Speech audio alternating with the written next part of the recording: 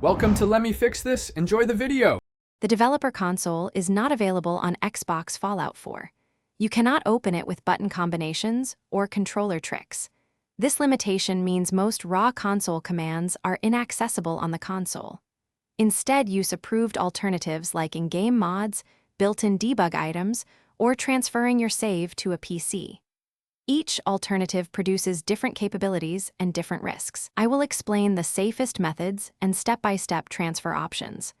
Follow the instructions carefully to avoid corrupting saves or breaking achievements.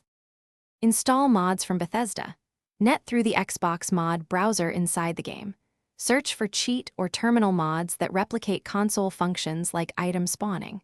Carefully check each mod description for Xbox compatibility and required load order instructions. Always create a labeled backup save before enabling any gameplay-altering mod. Mods may disable achievements and can sometimes corrupt saves.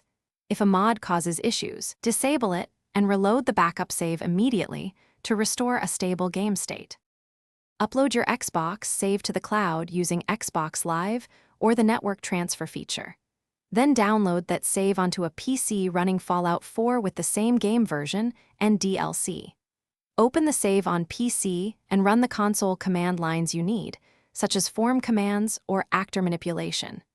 After editing, verify the save integrity and version compatibility. Finally, upload the edited save back to your Xbox and test it with a new backup to avoid unexpected corruption or profile issues.